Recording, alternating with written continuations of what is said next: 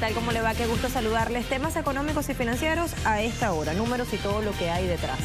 ¿De qué vamos a hablar? En el contexto de la gira por la dignidad y la verdad que encabeza el canciller venezolano Jorge Arreaza, Venezuela y El Salvador afinan asuntos de cooperación económica bilateral. Nueva jornada de lucha en Argentina contra el ajuste y los despidos masivos. Vamos a ver las imágenes de lo que ocurría ayer, no solo en Ciudad Capital, sino en otros puntos, en una movilización multitudinaria de carácter federal. Más allá de fronteras, mientras el presidente Emmanuel Macron alardea de supuestos buenos datos de empleo en el sector educativo, cientos de estudiantes se rebelan contra las reformas educativas que pretende imponer. Y en nuestro tema de análisis haremos una radiografía pormenorizada de la economía italiana. ¿Cuáles son las fortalezas y en qué áreas se centran las debilidades? Conocidos los titulares, comencemos el desarrollo.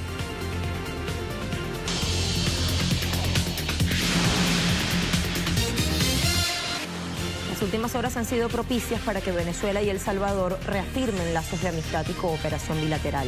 Procedente de Dominica, el ministro de Relaciones Exteriores de Venezuela arribó a San Salvador. Fue recibido por el presidente Salvador Sánchez Serén.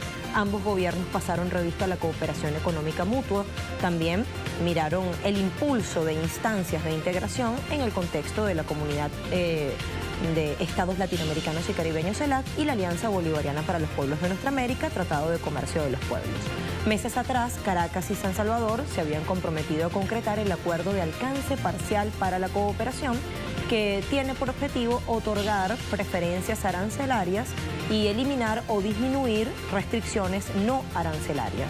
Movimientos sociales, catedráticos aprovecharon esta oportunidad, esta visita del canciller Jorge Arreaza, para manifestar su pleno respaldo al gobierno bolivariano frente a lo que se considera es un bloqueo financiero y comercial que impone Estados Unidos junto a sus aliados en otros países contra la nación suramericana. Y ya decíamos, este encuentro hizo parte de esa gira o de ese periplo que lleva adelante Venezuela exponiendo su verdad en varios países de Latinoamérica y el Caribe.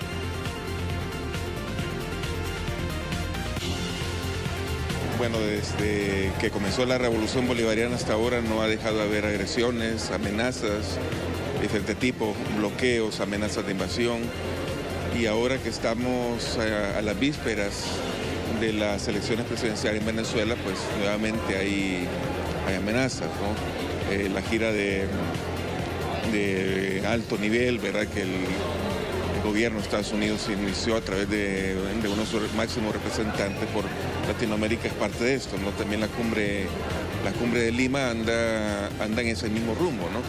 Tratar de aislar a Venezuela, no reconocer la legitimidad de las elecciones, y por lo tanto yo creo que es un momento también de fortalecer la solidaridad con Venezuela.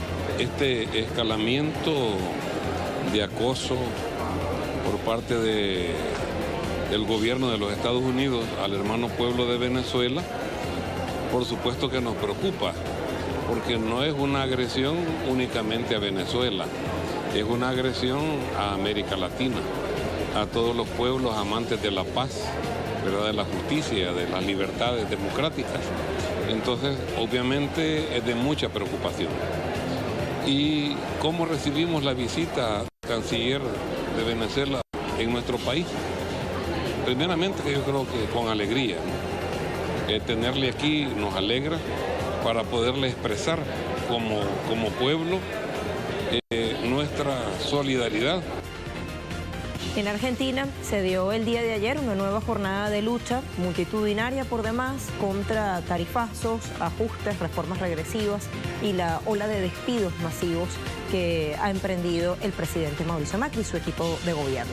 Miles de manifestantes convocados por la Central de Trabajadores Argentinos salieron a las calles de Buenos Aires y de otras localidades. En el caso de la capital, se movilizaron en bloques hasta la avenida 9 de Julio en Plaza de Mayo, frente a la Casa Presidencial, para justamente rechazar las cesantías, que ha promovido la administración de Mauricio Macri en el sector público, pero también en el privado.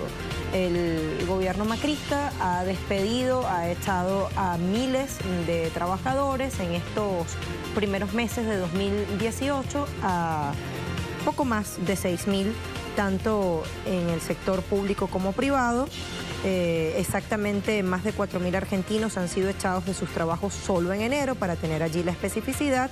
El gobierno, de su parte, que ha recibido los elogios de distintos organismos internacionales, se le está exigiendo achicar más en medio de un gigantesco endeudamiento que favorece a inversores privados y extranjeros, y se excusa diciendo que los trabajadores son personas sin contratos y que la tasa de ocupación de los empleados públicos apenas es del 18%.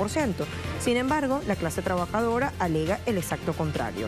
Y entre tanto, se conocía la nueva fórmula de actualización para jubilados, pensionados, también personas con discapacidad, un aumento de apenas 5.71% a partir de marzo, una pérdida de 456 pesos en el mes frente a la mejora que hubiese correspondido en el caso de que se hubiese mantenido el índice anterior.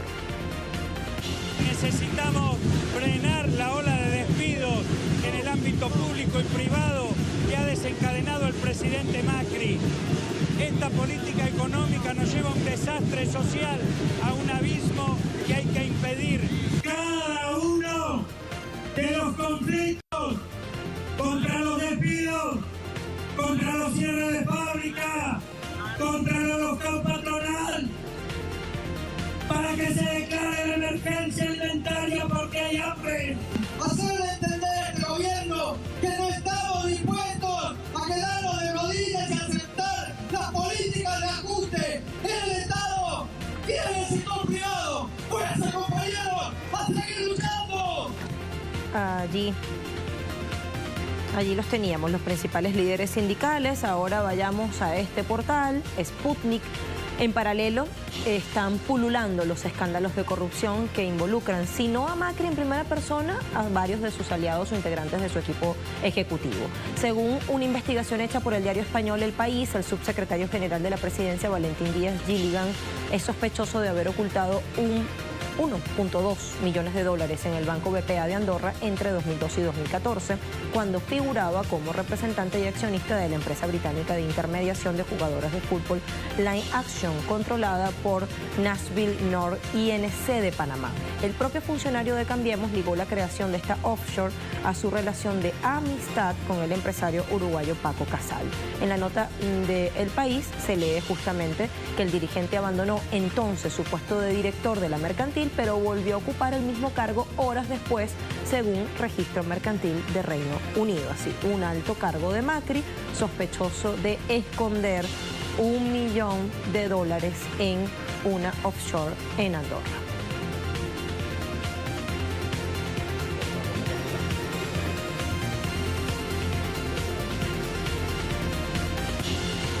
Hablemos de Brasil, que pareciera que sigue en venta al capital privado, a las poderosas empresas. A juzgar por los últimos acontecimientos, la estatal petrolera Petrobras ha fijado una nueva ronda de licitación por la red de gasoductos transportadora Sociedad de Gas para fines de este marzo.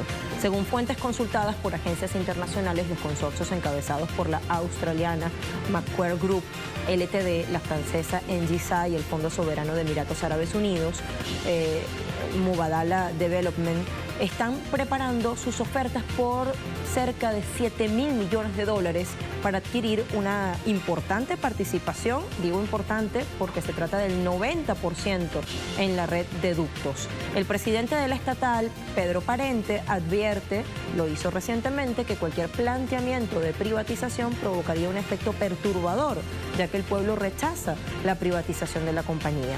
El gobernador de Sao Paulo y posible candidato para las venideras elecciones presidenciales en Brasil, Geraldo Alckmin, prometió la privatización de la petrolera brasileña en caso de lograr la presidencia, en caso de triunfar en estos comicios.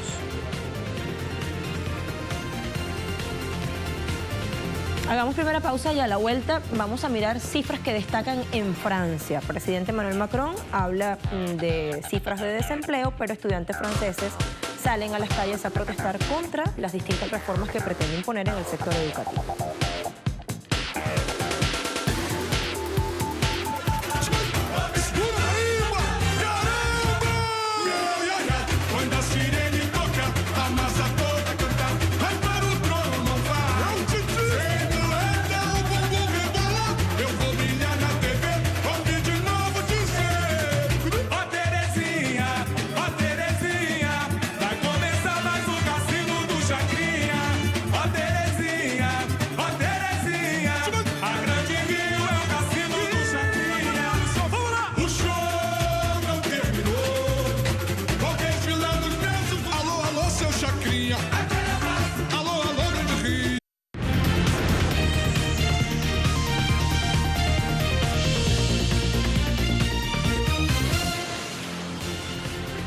Hablamos de Francia, como adelantábamos, la tasa de desocupación o de desempleo cae a su nivel más bajo desde 2009. Se redujo en 0,7% en el último trimestre de 2017, es decir, se situó en 8,6% al cierre del ejercicio fiscal anterior.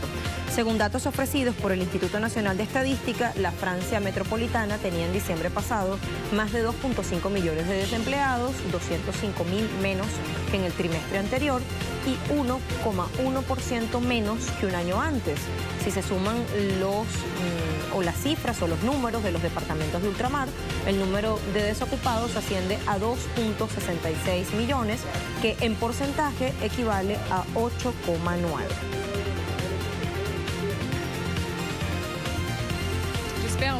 Espero encontrar una oportunidad interesante dentro de 6 meses y de hecho, dado que el mercado laboral parece bastante dinámico y parece estar mejorando en Francia, quiero decir en cualquier caso, para mí que acabo de regresar del extranjero, es bastante alentador y agradable poder regresar a un país donde el desempleo está disminuyendo. Dependiendo del sector laboral, siempre puedes encontrar un trabajo, especialmente porque, en mi opinión, estamos bien acompañados. Solo tienes que mantenerte conectado. Hoy con todas las redes, con todo lo que hay, buscas un trabajo en línea y encuentras cientos de lugares que ofrecen cosas.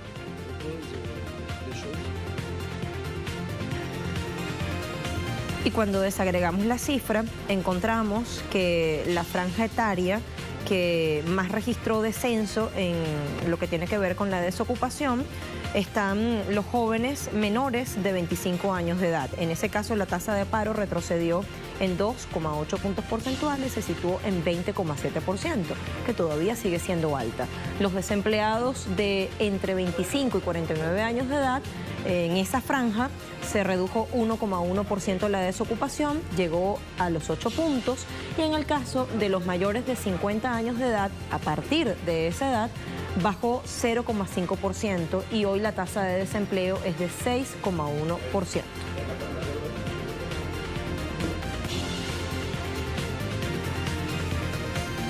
Y como siempre decimos, baja el desempleo, pero ¿cuánto baja? ¿En dónde quedan los números finalmente cuando miramos la tasa? Y cuando se crea empleo, ¿qué tipo de empleo se crea? Siempre importante revisar eso. Pero en todo caso, mientras el presidente alardea de estos datos que aparentemente parecen positivos o que aparentemente son positivos, hay una realidad que está latente y tiene que ver con el reclamo social. En este caso se inscribe en el sector educativo. Es el rechazo de miles de estudiantes a las reformas educativas que pretende imponer el gobierno de Emmanuel Macron.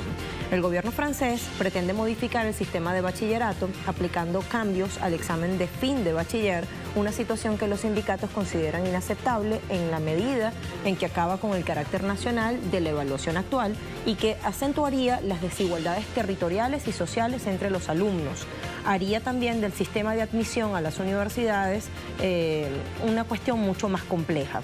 En 2017, algo más de 640.000 estudiantes de bachiller o de bachillerato obtuvieron su diploma y accedieron a una universidad saturada. El gobierno, en lugar de invertir en educación, busca limitar el acceso a ella, es lo que se escucha en las calles. Este es el tercer día de movilización contra la generalización de la selección de ingreso a la universidad que el gobierno quiere imponer a través de un proyecto de ley llamado para la orientación y el éxito de los estudiantes, pero en realidad está principalmente allí para organizar la selección, limitar el flujo de ingreso a la universidad, mientras que normalmente deberíamos aumentar el número de plazas, ya que en Francia tuvimos un baby boom en torno al año 2000 y hoy se esperan 40.000 estudiantes más para el próximo año académico. Si el servicio público no abre suficiente espacio, es la puerta de entrada al desarrollo de la capacitación privada. Y de hecho, el ministro que viene a nosotros desde la Universidad de Niza da el ejemplo, ya que este año ha cerrado másters en el servicio público para abrir instituciones privadas a 4.000 euros al año. Nos vamos a otro continente. El sucesor de Jacob Zuma, el millonario y ex sindicalista Cyril Ramaphosa, ahora líder del Partido Congreso Nacional Africano, por todo lo que pasó con Zuma, tiene el reto de ganar popularidad para las elecciones de 2019, visto que no llegó al poder a través de una elección popular, como sí lo había hecho Zuma en su momento, y reimpulsar nada menos que a la mayor economía africana por delante de Nigeria, que tiene en su haber, habló de Sudáfrica, 75% de las empresas del continente y un subsuelo altamente rico en recursos minerales. Veamos entonces fortalezas y debilidades. Es además la mayor productora y exportadora mundial de oro, platino, cromo y manganeso, el cuarto productor de diamantes, tiene 80% de las reservas mundiales de platino y 60% de las reservas también mundiales de carbón. Además, con probables reservas de petróleo y gas frente a las costas del Océano Índico. Tiene también industrias manufactureras importantes, poderosas. Es Sudáfrica lideresa mundial en fabricación de material rodante ferroviario, pero es una economía que viene afectada por el fenómeno climático El Niño, que generó la mayor sequía en los últimos 30 años, al punto que Sudáfrica, siendo la mayor productora africana de maíz, tuvo que importar este producto.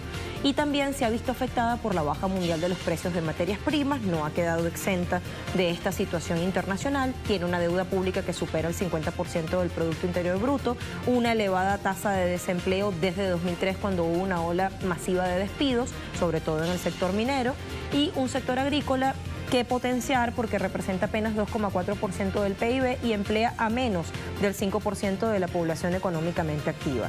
Lo que dicen los analistas es que primero hay que generar la suficiente confianza política como para que los inversores internacionales se entusiasmen y quieran estar o invertir en territorio sudafricano.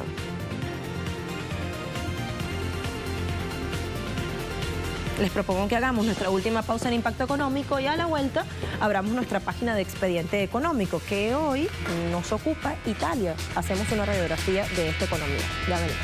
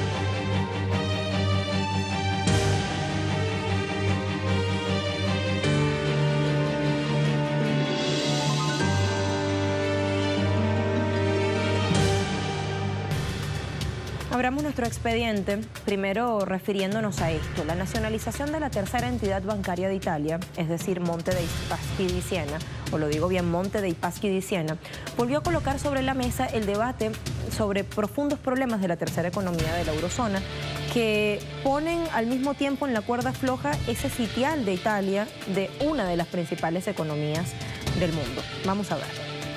La economía de Italia creció en 2017 en 1,4%, lo que supone el crecimiento más alto desde 2010, según cifras provisionales publicadas recientemente por el Instituto de Estadística ISTAT, y lo reseña el diario La Vanguardia. Las estimaciones del gobierno eran concluir el año con crecimiento de 1,5% en línea con las previsiones del Instituto de Estadísticas Nacional. En el cuarto trimestre hubo menor aporte de la agricultura, pero mayor participación de los sectores industria y servicios. Cuando miramos dónde están las asignaturas pendientes, es decir, las cosas por resolver, vemos que tiene que ver con el fraude fiscal, el endeudamiento, la desocupación o desempleo y la pobreza. En ese orden ahondamos. Según el informe Relación Anual sobre el Fraude Fiscal y Contributivo, casi un 5% del PIB italiano se esfuma cada año a causa del fraude fiscal. De acuerdo con los datos oficiales, el sector en el que se evaden más impuestos es el de los servicios a las familias, ya que a menudo los empleados del hogar trabajan sin contrato ni seguridad social, con un 30% del volumen de negocio escondido ante Hacienda, solo por detrás del comercio y la construcción. Ahora bien, recientemente el ministro de Economía, Piercarlo Padoan, anunció que el fisco italiano recuperó 20.100 millones de euros en 2017 en acciones contra la evasión fiscal, una cifra que supone un aumento del 5,8% respecto a la cantidad recuperada en 2016. Sin embargo, a pesar de que los números parecen positivos, aún queda mucho por hacer, pues tal y como ha señalado recientemente el gobierno italiano en un informe sobre fiscalidad, la evasión de impuestos resta cada año a las arcas italianas unos 108.000 millones de euros. Otro gran problema italiano es el crecimiento exponencial de la deuda pública del país, posiblemente su mayor lastre desde hace décadas. A pesar de que el Tratado de Maastricht estableció en 1992, entre los criterios necesarios para que las economías europeas convergieran, una deuda nacional no superior al 60% de su PIB, Italia solo consiguió reducir esta cifra al 99,8% en 2007. A partir de ahí, el crecimiento de esa deuda ha sido meteórico, 102,4% en 2008. 116,5% en 2011 y para 2017 dicha deuda se situó en 132% de su PIB. Este problema se remonta concretamente a 2009, cuando ante el inicio de la crisis económica, los bancos comenzaron a conceder créditos sin ningún control. La inacción de hasta 4 primeros ministros diferentes, Berlusconi, Monti, Letta y Renzi, ha llevado a que en este momento el montante de dinero concedido en dichos créditos, muchos de ellos considerados ya morosos, ascienda a 360.000 millones de euros. Los vínculos estrechos entre las numerosas pymes, bancos regionales y las abundantes cajas de ahorro en Italia en algún momento funcionaron bien, pero cuando la recesión alcanzó al sistema real, las dificultades aparecieron. Las empresas comenzaron a ser insolventes, dejaron de pagar créditos que los bancos les habían concedido, lo que hizo que sus beneficios empezaran a disminuir. Esto obligó a hacer modificaciones relevantes. El dinero público dejó de ser un factor esencial a la hora de garantizar la estabilidad bancaria. Se hizo necesario recurrir a otros mecanismos, y el que se encontró fue la emisión de títulos de renta fija. Pidieron dinero prestado a la gente, colocando de forma masiva bonos y obligaciones entre inversores mayoristas. Las familias adquirieron al sistema financiero cerca de 200.000 millones en deuda junior y la mitad de los 60.000 millones de euros emitidos en deuda subordinada. En adelante, lo preocupante no ha sido el tamaño del agujero financiero, sino lo peligroso que es que gran parte de esa deuda bancaria pierda valor y por consiguiente pueda mermar notablemente la renta y riqueza de las familias. El tema del mercado laboral tampoco se debe pasar por alto. Con la reforma de 2014, ahora resulta más fácil despedir a un trabajador en Italia, pero aún persiste el hecho de que dicho empleado, en caso de lograr que el despido sea considerado improcedente, podrá obligar al empresario a readmitirle en su compañía. Aunque el desempleo está aún en cifras tolerables, en torno al 12% de su población activa, en el caso del paro juvenil este sigue siendo muy alto. Alrededor del 40% de los jóvenes italianos no puede acceder a un puesto de trabajo. Ello explica que en el sur del país, donde la cifra de parados es aún mayor, el referéndum de Matteo Renzi cosechara una derrota particularmente rotunda. Estos datos constituyen el motivo por el que una parte de los italianos sigue en pie de guerra contra esta reforma y la principal central sindical italiana ha conseguido recoger millones de firmas para que sea derogada. En cuestión de semanas, se podrá conocer qué pasará al respecto.